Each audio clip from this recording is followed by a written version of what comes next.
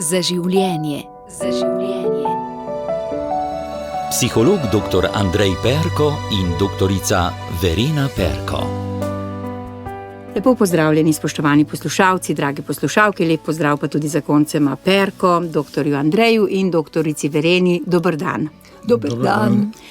Julij je čas, ko smo običajno nekje na dopustu ali pa delamo z malce manj moči in tako naprej, ko odložimo šolske skrbi. In je čas, ko se malce lahko tudi posvetimo sebi.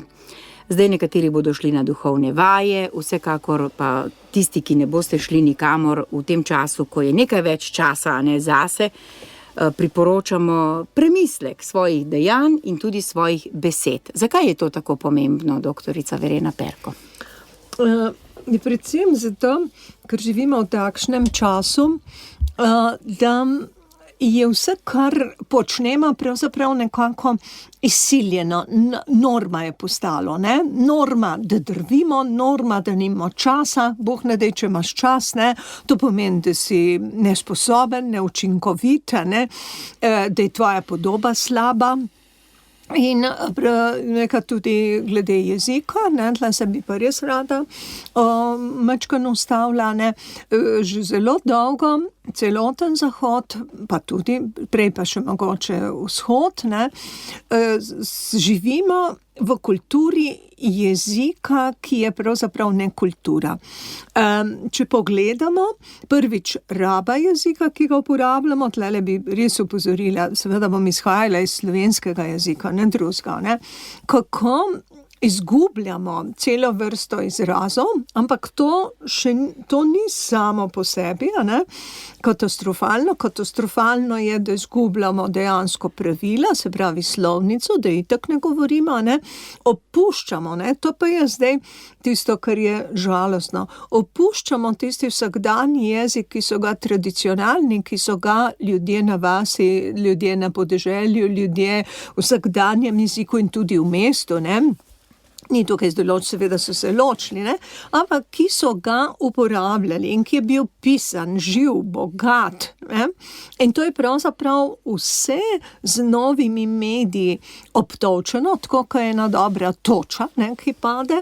In čedalje bolj pa je prisotna pravzaprav kletvice, grde besede, nekle zmerljivke, ki bi sicer rekli, ne, no ja, dobro, to je, no že spet to, ne, pravzaprav je navada, ne, spomnimo se, kaj pa vem, prižgeš televizor, prižgeš radio, gledaš film ameriški, ne, normalno, ne, to sodi zraven, ne. Je v paketu, ne? V paketu, ja.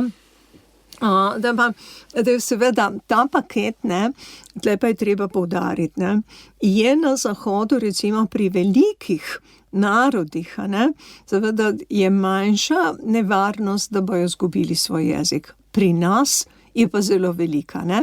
Na duhovni ravni je pa ta paket z zmerljivkami, z kletvinami pravzaprav res katastrofalen, ne.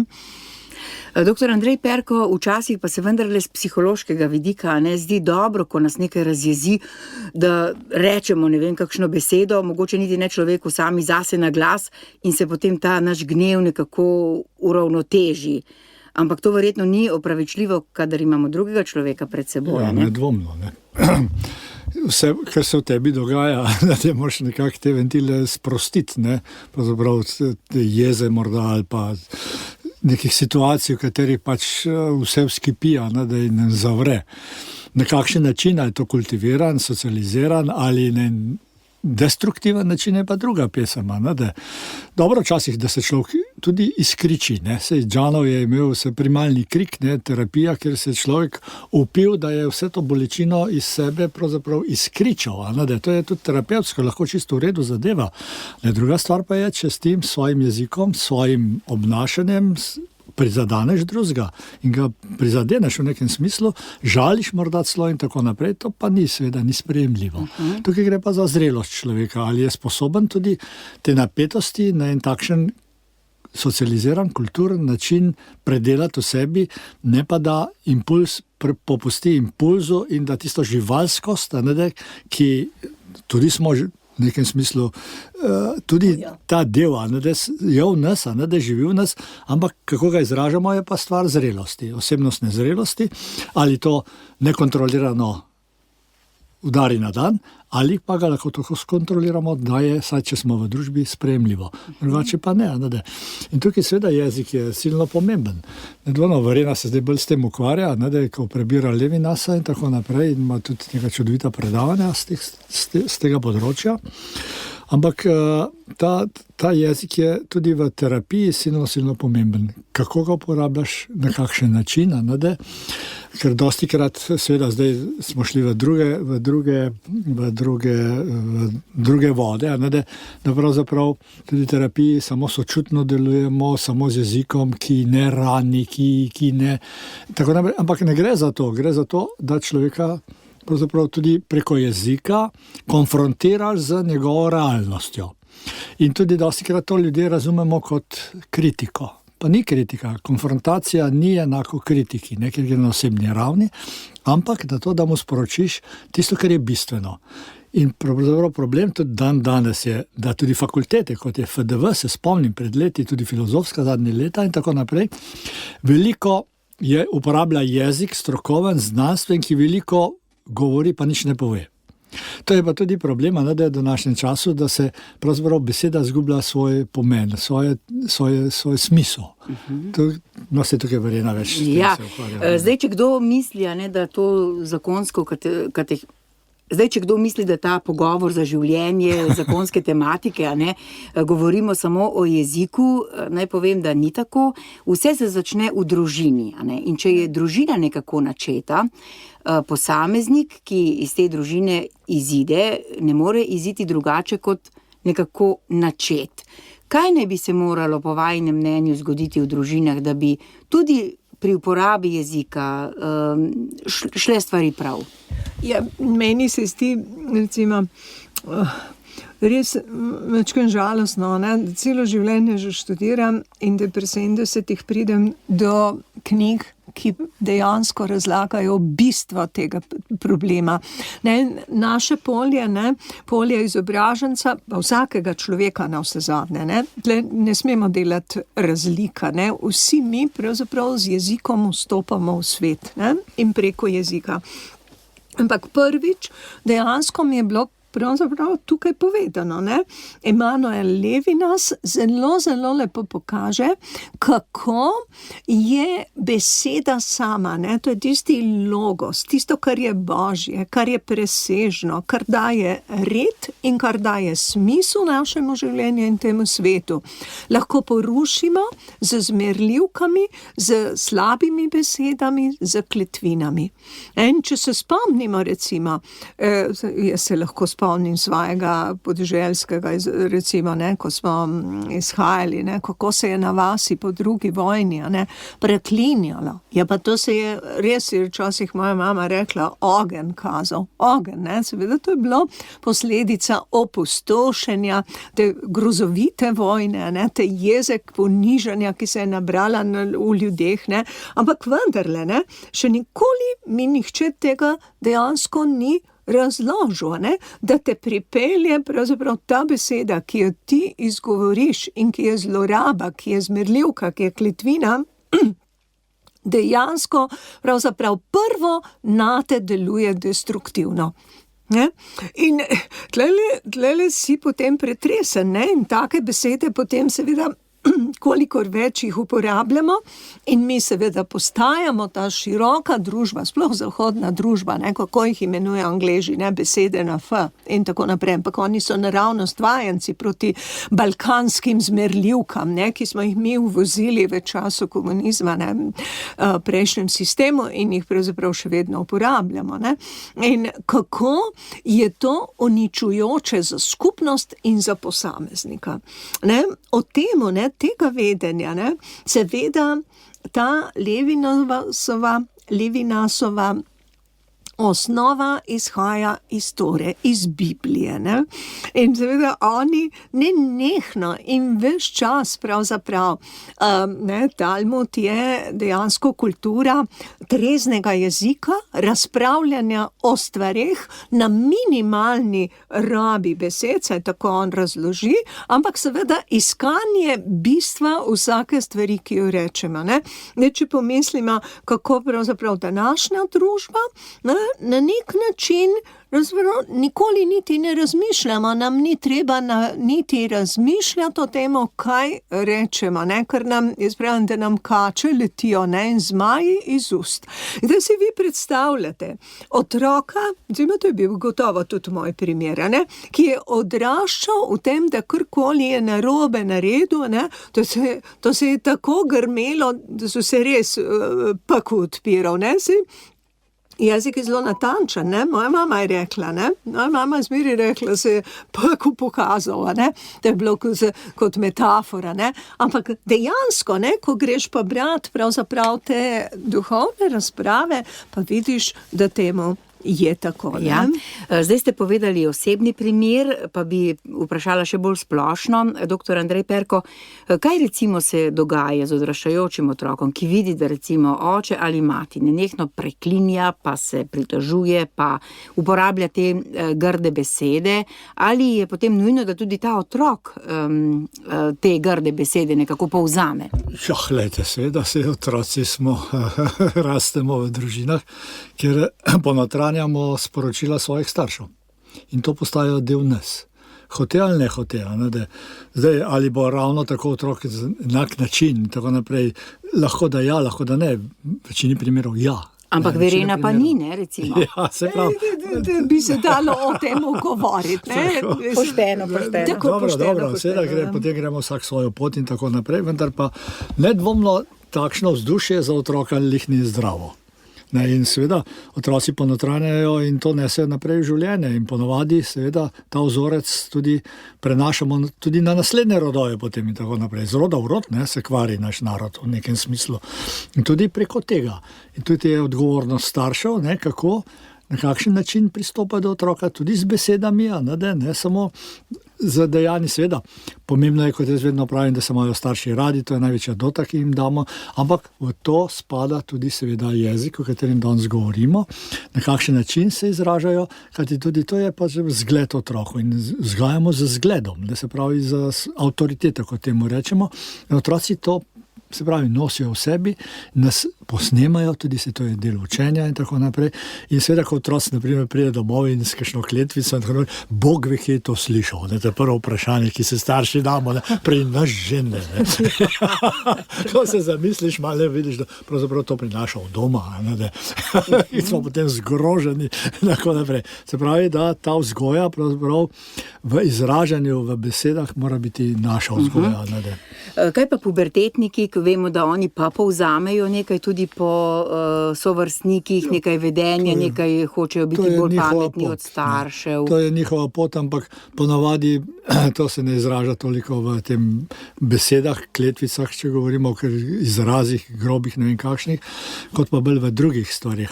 Pubertetnik seveda mora iti od doma, mora se cepiti od staršev, mora iti svojo pot, mora se osamosvojiti in starši mu morajo to omogočiti, ne pa da ga držijo nazaj.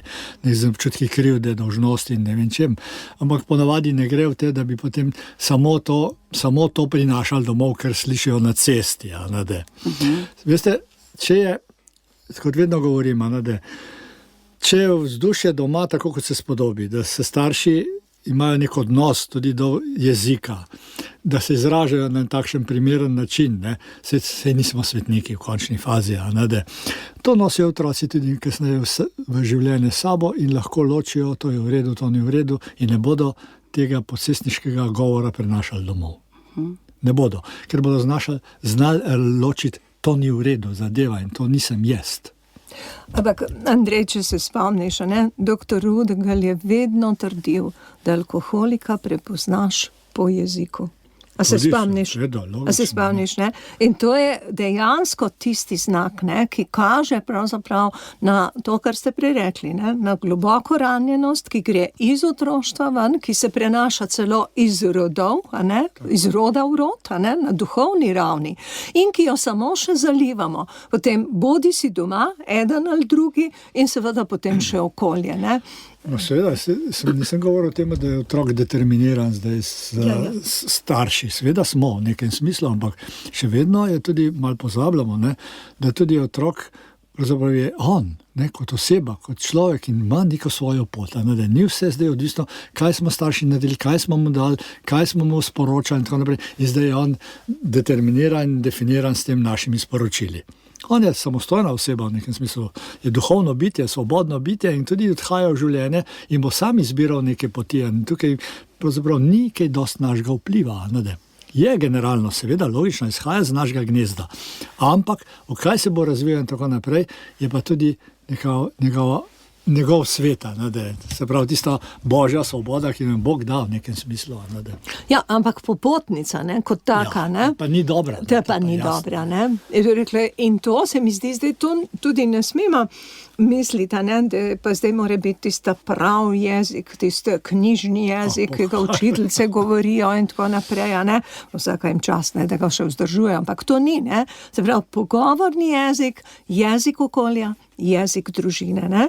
In jezik družine je seveda nekaj, kar nas nihče nikoli ni opozarjal, ne, ki gre najbolj globoko. Otrok spregovori, ne, v našemu naročju in dejansko pravzaprav se oprime, ga pošljemo v svet na varno pot, na opremljenega, dejansko za eno trdnim, jedrnatim jezikom, kot se reče, lepim, ne, ki pozna predvsem blagoslavljanje, ne pa preklinjanje.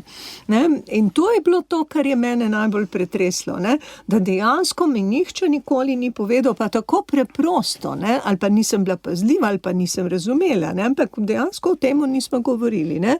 Kaj pomeni, ne? Kaos ali pa logos, se pravi božje, ali pa uničenje. Ali kot je moja mama rekla, se je odprl pekel in je horejlo pod nohami. Ne? Tukaj zdaj govorimo o tem, kako pomembne so besede na koncu koncev, ampak pomembno je tudi, da ko vzgajamo otroke, ne, da jim damo delček naše družinske dediščine. Vi, doktorica Verena Perko, kopljete celo po zemlji in odkrivate plasti, ki so ljudje že zdavnaj v nebesih, bomo rekli, ne? Ampak tisti delček zgodovine, ki pa poznamo, smo ga nekako dolžni posredovati otrokom. Zakaj? Zato, ker je to del naše identitete. Najbolj osebne, najbolj notranje, to je tisti delček, ki bo otroka pravzaprav poslal varno čez brv. Ne? Puberteta je dejansko prehod čez brv, ne? Na drugo stran. Ne bo več naš, se bo mogoče vračal, ampak predvsem ga bomo zasidrali v neko tradicijo. In če hoče karkoli človek razumeti, ne samo mlad, tudi stari, ne? Moramo negovati tradicijo. Ne? Ampak nekaj tisto, kar je res najbolj naše in kar nam bo dalo tudi največ učilo. Ne? Zakaj? Preprosto, zato ker imamo čustven odnos. Ne? In čustven odnos človeka odpira, da se lažje uči, da sprejme sporočila, da sprejme dejansko vrednote. Ne s tem, ko mu moraš reči, bodi spoštljiv, bodi tak, zdaj veste, kako je to, skozi eno uho noter, skozi 3 ušesa ven, ne? Ampak bo rekla, dejansko te zgodbe, ki so družinske, pripovedovati, ne? Opogumiti se, povedati o babici, o dedku, pomislite, kako, spomnite se recimo naših družinskih albumov, tam še 60, 70, 80, zdaj je pa sam še digitalno. Jaz mislim, da bomo popolnoma zgubili. To je silno, dobro, tudi albumi lahko so uničeni, poplava vzame, zgorijo in tako dalje, Bog ne daj, ampak je tako vse minljivo. Tisto, kar bo pa šlo, ne samo z otrokom naprej, ampak v prihodne rodove, ne? To je pa tisto, kar mu damo z družinskimi zgodbami. Ne? Ko poskrbimo, da se osvetli, zdaj pa ne to ne pomeni, da mi govorimo o družini kot Mi smo bili čist posebni, ne, se vsi poznamo to, ne. Kako je že tisto, ko se reče na Primorskem, una nje, tista ne je bila za nas, ne, malce pretiraval, ne.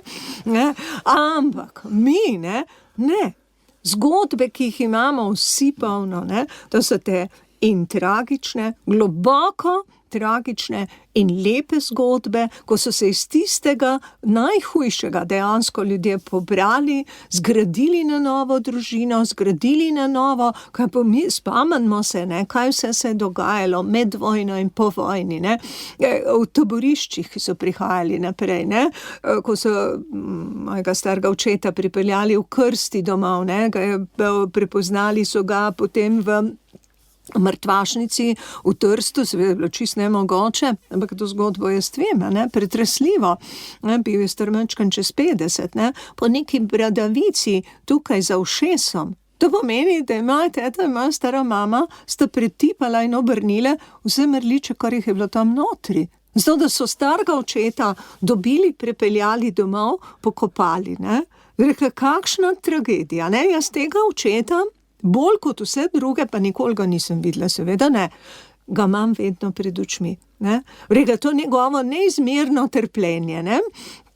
Kako nam dejansko pravzaprav to pokaže in tudi moj odnos, recimo, do teh tematik je čisto poseben, ne, in se jim tudi vedno posvečam, ne, kopati ni samo kopati po zemlji, ne, ampak je predvsem ohranjanje kolektivnega spomina, tistega najožjega, odkoder izhajamo, odkoder vlečemo korenine, kjer lahko doživimo, kot se reče, katarzo. Ne? Tako kot imamo zdaj primer, ne? Ko se govori, kako pomembna je bolnica Franja. Ne? Seveda je pomembna, ampak pomembne so, tako kot je doktor Dežman rekel, ne? Pomembne so tudi tiste zgodbe, kako so oba zdravnika pasje preganjali, kako so jih zasliševali, ko sta si komaj glavo ohranila. To je tisto, kar da skupno sliko. Ne? To vsi razumemo. Ko pa gremo k družinam nazaj, ne, je pa običajno tako, ne. Mamina stran je sigurno ponovadi boljša kot očetova, ne. Bog ne dej, ne. Bog ne dej, ne. Že vnaprej pravzaprav ne, kaj počnemo, ne. Delimo. Otroka režemo na dvoje. Ne, to je tako, kot bi Salomon ukazal, ne, da ga bomo pa presekali čez pol. In dejansko to delamo. Ne, namesto da bi trezno in premislili, ne, kaj je v dobro rodov, ki prihajajo, ne samo otrok.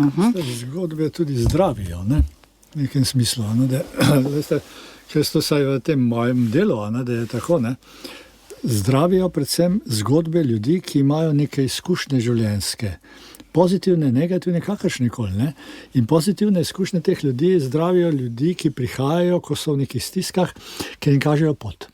Se pravi, da se odločajo lahko tudi sami v življenju za nekaj podobnega, oziroma pravzaprav jim daje upanje, da je možno v življenju napraviti nekaj drugače, uspeti svoje stiske predelati in tako naprej. In obenem so nam slabe zgodbe, ne, da opomin lahko. Tudi v to, kaj ne smemo napraviti v življenju. To je silno, silno pomembno. Ne, da, kako pa ne smemo živeti, da bomo življenje peljali v pravo smer. In te zgodbe pravzaprav zdravijo, tudi pri meni v terapevtski skupnosti ljudi. Ne toliko terapija, kot govorimo o temu in tako naprej, seveda, tudi vse je treba povedati, ampak zgodbe so silno, silno pomembne. Se pravi, da imaš so ljudje, ki so prešli neko zgodbo svojo, lastno in jo dajo naprej. In to je tisto, kar ima blagodejen učinek in tudi, kot sem rekel prej, upanje dajo vsem tistim, ki prihajajo in ki ne vidijo več rešitve, smisla in tako naprej, da mi odpirajo to luč na koncu predora. Ta zgodbe se to niso tako nepomembne stvari, oziroma je bilo treba veliko bolj pozoren biti na te. Ja, verjetno imate tudi vidva izkušnjo, a ne, da ko sta bila mlajša, se nista verjetno toliko zanimala za pretekle rodove, za stare starše in za rodove nazaj in tako naprej. In potem, ko je to vse minilo, a ne, takrat se je zbudilo zaupanje, teh ljudi pa ni bilo več. Res je, ne? Se pravi, ja, žal, ne, mnogo stvari je dejansko šlo, ne, vendar smo v času, ki pa vendarle zabeleženo s fotografijo, recimo z nekimi, tudi še sosedje so ohranili nek Neki okruški še. Okruške, ja, res okruške. Ne? In seveda tudi mi smo ohranili, ne, vse zadnje, ne, ko se spominjamo in ko če govorimo, in tudi okruški, ne, spomnite se, ne, mi smo dejansko podobni beračem, ne, kar se tiče spominjanja preteklosti in zgodb. Ne? In beraču je pravzaprav vsaka skorica dragocena. Ne? In če jim omogočimo, ne, nekle z enim takim empatičnim spominjanjem, pravzaprav nas mora tukaj voditi, spet se vračam k Levi Nasu, ki ves čas govori o temu, ne. Moj bližnji je drugi, ne, je tisti, ki je moja dolžnost, ki je moja obveza, ki me obvezuje že vnaprej, ne. In ta bližnji, ta drugi, seveda ni samo tisti, s katerim živim, ampak je vsak, ki ga srečujem in je tudi tisti, ki je živel v preteklosti in tisti, ki bo živel v prihodnosti. Ne. Se pravi, jaz sem že vnaprej omejena s tem, kako bomo nekomu govorila, z vso spoštljivostjo, ne, in dobronamernost. Vodi nas, to, kar Judje tudi vedno pravijo, ne, in seveda kristjani nič manj, ne, spoštuj svojega bližnjega, ne, ljubi svojega bližnjega. Zato je najpomembnejše, ne, kar je z eno besedo, ne, zato je eno in isto, ne. Rekle, to je tisto, kar nas more voditi, dobro drugih. In nasprotno, živimo v času, kjer nas vodi dobro mene samega. Ne? Egotizem, egoizem, tudi v družinah. Ne? In seveda to se seveda tudi odraža v jeziku. Ne? Ali smo še sposobni reči dober dan, nismo sposobni voščiti, tudi neznancu, na vse zadnje na ulici, kaj nas pa stane? Ne? Z vsem srcem nekoga pogledati, nekomu voščiti, ne, rekla, mu zaželeta, ne, spomnite se, kako prijetno je, ko pravzaprav vam nekdo nameni prijazno besedo. Ni samo beseda, ni samo nekaj na površju, ne, sega globoko v notranjost mojo in tistega, ki ga nagovarjam. Zdaj pa se vživimo v kožo recimo otroka, ki mu hoče mama predati nekaj te tradicije, izročila družinskega in tako naprej. Otrok pa ne kaže zanimanja. Kaj storiti? Recimo, da je to najstnik, pa reče, mama, ne teži mi s tem. Ja, to je normalna reakcija, veste, ne. Ni važno, kaj smo napravili do pubertete. Ne pa pri puberteti, ko se problemi začnejo, ko začne otrok odhajati, ko začne svojo glavo razmišljati, ko se osamosvaja v nekem smislu, ne, potem pa imamo težave, ja, kaj zdaj narobe, kaj tudi občutki krivde, kaj vse narobe smo delali. Ja, lahko se vprašamo, kako smo živeli v prejšnjem obdobju do pubertete, ker vzgajamo ja, do 15 leta približno, ne, da do pubertete, potem pa več ali manj vzgoja, ne, da je na nekem drugem nivoju, ne, da še vedno smo vzgojitelji, še vedno smo starši, ampak ne vzgajamo več na ta način, kot smo do pubertete. Takrat seveda je treba otroka pustiti, mu zaupati, da stopa v ta svet, ki je nevaren, ker smo pravzaprav bolj starši tisti, ki se bojimo, ne, da upravičeno, mnogokrat upravičeno, mnogokrat tudi ne. In nehote skušamo vezati otroke nase, da živijo po našem kopitu, oziroma tudi razmišljajo po našem kopitu. Ne pustimo te svobode. In logično je, da se bo uprl. Zdaj pa seveda je treba, ali smo mi dovolj zreli, da ta upor, da to drugačnost sprejmemo in živimo z njo in da seveda to ne pomeni, da otroku popolnoma ga prepustimo in spustimo z rok. Daleč od tega, ampak na drugačen način. Še vedno je potrebna neka v narekovaju kontrola nad njegovim vedenjem, druženjem, prihajanjem domov, če hočete in tako naprej. Moramo biti s tem seznanjeni. Nedvomno, da je otrok v varnem okolju in tako naprej, da se ne drogira, da to puščamo, da nič ne moramo napraviti. Tukaj je pa potrebno. Otroku je treba pustiti pravzaprav to svobodo do takrat, ko začne škoditi sam sebi ali pa drugim. Takrat je treba postaviti. In tukaj dostikrat starši ne znamo ločiti in ne znamo, pravzaprav nimamo moči. Moči pa nimamo ponavadi zaradi tega, ker nismo enotni, predvsem oče in mati. Ker mati po svoje ne vidi probleme, oče po svoje ponavadi se umakne, ker ga mati ne spusti zraven, to je velik problem. Ali pa bi s trdo roko reševal, ne? Ja, ali pa kakorkoli, ne.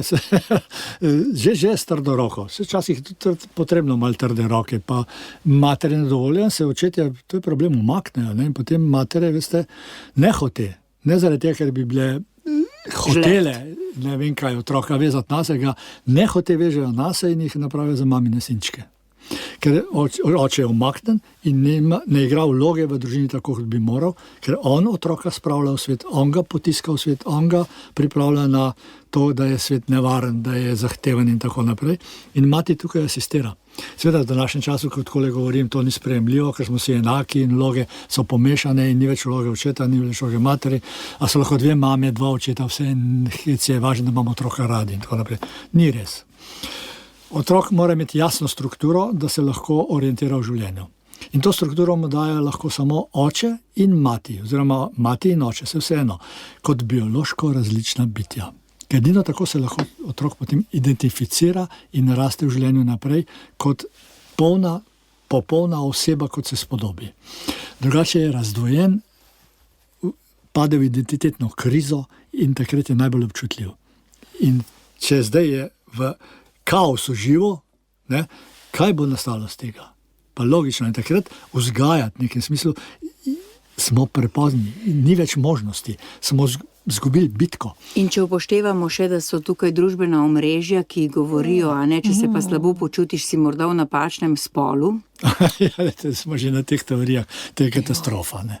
To je pa katastrofa in seveda to vprašanje, kako se bo to končalo, nedobro, nedvomno, nedobro, ne govorim zdaj za človeštvo kot civilizacijo, za te ljudi, za te mladostnike, ki se danes v našem svetu odraščajo in ki se potem na teh paradah in tako naprej, ko gledamo vse te stvari, to pravzaprav perverznost, če ne moram drugega beseda najdete, da je za njihovo obnašanje, da to podpiramo, da je to ok in da je to v redu in tako naprej. Pa te mladi ljudje se pravzaprav mi v nekem smislu smilijo, ker dejansko so v hudi krizi. Hudi krizi, sami življenjski krizi, identitetni krizi in ne vedo, kaj bi. In seveda, potem je edini še način potrjevanja same v sebi v nekem odporu in tako naprej. Ubogi ljudje, kaj bo čez njih čez 10, 15, 20 let? Celotne generacije so zgubljene. Kaj to pomeni za našo družbo? Čez 10, 15, 20 let. Noben se o tem ne vpraša. Kdo bo vodil to družbo? Kakšni ljudje bo vodili to družbo? Kam bo šla ta družba? Ja, svojevrstna zlorabljenost. In tukaj se mi zdi silno pomembno, da se kristjani zavedamo, da je naša vloga tudi v tem, da dostojanstveno izrečemo, kar mislimo. Ni treba zdaj že vnaprej reči, moje absolutno prav. Ampak silno pomembno pa je, da smo v javnem življenju z svojim mnenjem, ki ga argumentiramo. Ne pa, da se umaknemo, kar se nam tolikokrat dogaja. Seveda boli. Ampak kaj se pa nam pravzaprav tam po 50, 60, 70 lahko še zgodi, ne? Kako se že temu reče, ne more več zgoditi, da bi mlad umrl. Prav smo poklicani, naravnost poklicani, da v svojem okolju izrečemo. To pa ni prav. Koliko je, že spet smo pri jeziku in pri besedi, ko izrečemo tisto, kar smo globoko prepričani, pravzaprav kako ta beseda zaleže in ni treba ne dvigati glasov, ne vem kakšnih omrežij uporabljati in tako dalje, ampak dovolj, če že v svojem okolju zastopamo to, kar živimo. In kristjani, jaz mislim, da imamo tukaj res veliko trdnih izhodišč. Pa še eno vprašanje imam za vaju, zdaj sta tako lepo napeljala, se mi zdi, na ta krščanski etos, ki naj bi se zavzemal za življenje, imeli smo tudi volitve, ki so jim pripohali svobodnjaki še 3 referendume in smo odločali tudi o življenju in smrti med drugim, o evtanaziji. Evtanazija naj bi pomenilo lepa smrt, ampak ali smo res prišli tako daleč, da smo nekje pol, je bilo teh glasov za in pol proti? Smo prišli tako daleč, očitno v današnji zahodni družbi. Je to pravzaprav nekaj, kar bo lahko kar pričakujemo, da bo to tudi v končni fazi nekoč sprejeto. Ta hip verjetno, jaz sem tako trdno prepričan, če bi šlo res na pravi referendum, ne bi uspeli. Kar se tiče evtanazije, sem prepričan, če bi več ljudi prišlo, da bi to šlo ven, ne bi zmagala ta opcija. Vendar, če se bo to nadaljevalo, ta trend, se pravi ta način življenja, kot ga živimo, bo nedvomno tudi do tega prišlo. Ampak sej Del Solova krasno v tej novi knjigi piše, da je konec krščanske civilizacije, da je to neko obdobje, ki se končuje, in bo prišlo drugo obdobje, to ne pomeni konec krščanstva. Ampak kot civilizacija, kot takšne, ki je tisočletje in 2000 let živelo, ni več teh pogojev, da bi na ta način šlo naprej, bolj na drug način šlo. In tukaj, kot je Verena pregovorila, imamo kristjani pač neko dolžnost, da pričamo svojim življenjem, svojim besedami, če hočete, svojim načinom življenja, to Kristusov nauk, če hočete, svojo vero. To je naša naloga, ampak to je dejstvo. Zdaj, kako bomo mi osebno do tega, je v nekem smislu katastrofa. Kam se bo to obrnilo, noben ne ve. Lahko samo špekuliramo, ugibamo in tako naprej. Vendar je to seveda kultura smrti, ki jo današnji zahodni svet živi. Kultura smrti, ne več kultura življenja, o tem je že Fromm veliko govoril, in vsa ta obdobje od 60 let naprej, pelje v to smer. Ja. Zanimivo se mi zdi tudi to, omenjali smo, kako so besede pomembne, ampak v tem času so besede postale tudi zelo nepomembne. Ravno pri vprašanju evtanazije, so govorili, da je pomembno, da človek ohrani dostojanstvo do konca, potem ga pa usmrtiš. Tle pa res treba razlikovati čigavo dostojanstvo. Moje? Ne, mi smo pozvani, da ohranjamo dostojanstvo tistega, ki je poleg nas, pravi drugega, z veliko pisane. Za njega sem a priori odgovoren. Sem odgovoren tudi, kako se bo odločil, in pri tej odločitvi mu bom pravzaprav lahko pomagal. Če pa me skrbi, in če pogledamo, recimo ti ljudje, ki zagovarjajo evtanazijo, spomnite se, pustimo imena, ni tako pomembno, zaradi tega, ker je pač moj oče tako grozno umiral, jaz ne želim tako. To je skrb samega zase. Tukaj je nekaj, kar je človeku sprevrženo, točno tako lahko rečemo, sprevrženo, kajti moja skrb je skrb za bližnjega, ki mu moram olajšati, ki mu moram pomagati, ki mu moram stati zraven. In seveda kot kristjani, tukaj pa vendarle, rekla, kakšna smrt nekijo, se pravzaprav, a ne verjamemo v novo življenje? Itak vsak hip se nam to lahko zgodi, in tudi to, bi morali mogoče malce bolj izpričevati, pomen trpljenja. Bog ved, za koga je bilo potrebno tisto grozovito trpljenje moje starega očeta. Komu je bilo položeno, rekla, kot dar na oltarju, kot radi rečemo. Zakaj je bilo nikoli, človek je sam po sebi nedoumljiv, in nedoumljivo je življenje, in nedoumljiv je toliko bolj tudi drugi. Kolikor bolj ga skušamo razumeti racionalno, toliko bolj se nam odmika. To je dejstvo. Se pravi, ga sprejeti kot nedoumljivega, ampak kot tisti, ki nam nadeja dolžnosti. Se pravi, moja dolžnost do njega ni dolžnost, da mu poskrbim čim prejšnjo smrt, ampak pravzaprav, da mu omogočim kot kristjan vstop v prihodnje življenje.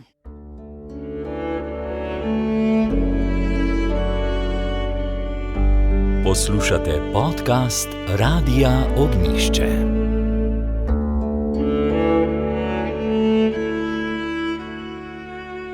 Spremljate oddajo Za življenje, Zakonca Perko sta z nami. Zdaj tisti, ki nas poslušajo, si mislijo, pa ti ljudje nimajo nič počitniškega duha, take težke teme sredi poletja. Ampak med dopustom je čas za premislek kot naročen, tudi kakšne knjige. Andrej, vi ste omenili zadnjo knjigo Chantal Delsol. Naslov je Konec krščanske civilizacije. Konec krščanske civilizacije, to je mekna knjigica, ki je pri družini šla, je zelo krasna. Delsolova pač zelo opiše situacijo realno, brez nekih takšnih slabega občutka, zaradi tega obžalovanja in tako naprej, ampak realno. In seveda se človek lahko orientira potem, ko to prebere v današnjem svetu, ga tudi bolj razume. Do tega Delsolovo krasno, tudi prejšnja knjiga, ki je šla, mi je naslov malčkeno šel že zdaj le. Sovraštvo do sveta. Ja, je tudi fantastična knjiga, in tudi ni predebela, tako da se je ne ustrašite, da vzemite v roke, tako da se človek orientira v današnjem svetu, lažje razume tudi, kar se dogaja in tudi lažje tudi potem sprejme vse skupaj tako, da ne dela z tega muhe slona in tako naprej. Da je samo tragedija in samo črno in tako naprej. Ni res. Tudi ta drugi pozitiven del življenja kot takšno, prej smo govorili o kulturi smrti, kultura življenja živi in je treba bolj poudarjati, kot pa samo to, kar je negativno v naši družbi in samo o temu več ali manj govorimo. Koliko je to smiselno, da je tudi vprašanje. Prav je, da se govori o temu, da se tudi pravzaprav stvari razjasni, ampak naš pogled bi moral biti usmerjen v prihodnost in to dobro, kar je v človeku, to negovati. In to tudi o temu več govoriti, ko smo bili pri besedi. Doktorica Verena Perko, kolikor vas poznam, si predstavljam, da tudi med počitnicami ni tega časa, da bi vi čisto odložili svoje strokovno branje in ker vem, da imate radi tudi pravljice in vas te osrečujejo, si predstavljam, da tudi kakšno pravljico še preberete. Ja, seveda, pravljice so, kako je že to, vsi imamo v sebi otroka. In tega otroka, še posebej recimo, če je bil nekje zatrt, kar se je mnogim zgodilo, potem ga je treba pa na stara leta. In ko pridejo vnuki, takrat je sijajen čas. In takrat seveda ne samo, da lahko pravljice brati, to rekla lahko, ampak ni isto. Treba jo je povedati, treba jo je pripovedovati in treba jih je tudi ustvarjati. Vprašajte svoje vnuke, tam do 10 let, ampak že majhni pravzaprav, že želijo biti v pravljici, že vejo, kako se mora nekaj obrniti, kako nekaj povedati. In to je tako kolektivno ustvarjanje in so fantastične. In te zgodbe pravzaprav, ker so tam na robu realnega, na robu domišljijskega, na robu prihodnosti in preteklosti. To je tisto, to so podobe nas. Človek je neulovljiv. Polovica, človek je edino bitje, ki v preteklosti se uči, načrtuje v sedanjosti za prihodnost. Rekla, kako presega vse. In pravljice so točno to. In seveda na koncu pravljica itak vemo, da se bo obrnilo na dobro, da se bo splačalo nekaj, in to je otroku veliko zadoščenja. To mu bo za celo življenje pravzaprav nese to vero, da se bo obrnilo na dobro. In to je tudi to, kar nam daje krščanstvo. Ne bojte se, kako je že tisto, ne bojte se. Če oblači tamle, kaj že? Lilije na polju, pa če ptice na nebu, zakaj pa ne bi tudi vas oblekel? In nam preštel lasa, Andrej? Ja. Ampak ves čas smo govorili o besedah in doktorica Verena, vi dobro veste, da je pri pripovedovanju tudi pauza zelo pomembna, pomenljiva, tudi tišina, tudi v življenju tišina. In vidva vem, da si vsako poletje vzameta čas za duhovne vaje v tišini, pa me zanima, kako v tej tišini drugače odmeva beseda. Ja. Kako je že tisto? Biblija se začne, V začetku je bila beseda pri Bogu in beseda. Tako.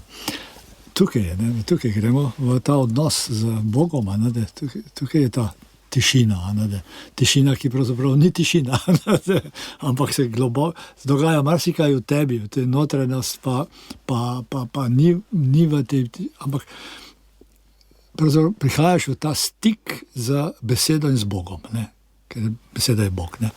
Tako da je to nujno potrebno pravzaprav, in takšen teden minimalno in teden odmika od vsega tega vrveža, v katerem živimo, da človek zopet najde ta stik z Bogom, preko tišine, ker drugače ne moreš, da se poglobi v to.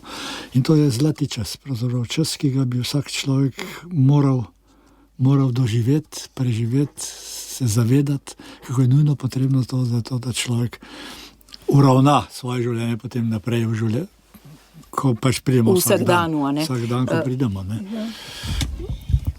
Tako da je to zlet čas, ki se mu ne nameravam do smrti, upam, odpovedati. Po smrti bo pa še več časa, jaz to pričakujem. Ne, tako kot to razmišljam, ne, to so res najlepši dnevi, ker utihne vse okolje, ne, in kjer dejansko dovoliš, da te besede spregovorijo, te nagovorijo, ne, in iščeš odmev v sebi. In ko tako razmišljam, ne, seveda si zelo redko kdaj so imeli včasih ljudje čas za nekaj takega, da bi se odmaknil. Kje pa? Ampak je pa dejstvo, da je bilo recimo delo nekoč, ne, izredno veliko tega fizičnega dela, ne, na njivah, v polju, v gozdu, ne, in kamorkoli je bil človek sam, dejansko je pravzaprav bil deležen tega časa in so bili in so še danes. Ne? Ukradeno pa je to nam, ki živimo, seveda smo vrženi, ne, tako kot pomije v kanal brez zamere, ne, rekla, ker vsak hip, vsi telefoni brnijo, vse tisto, vse moramo se takoj oglasiti, ne, ker to je nadvse pomembno, ne. Na koncu pride julij mesec in sva tako razsuta, ko žito na kaščikah miši pregriznejo vreče. Ja, Andrej je zdaj pokazal, Vereni kar zase govori, jaz nisem tako razsut. Ja, no, ampak jaz ga bolj razumem.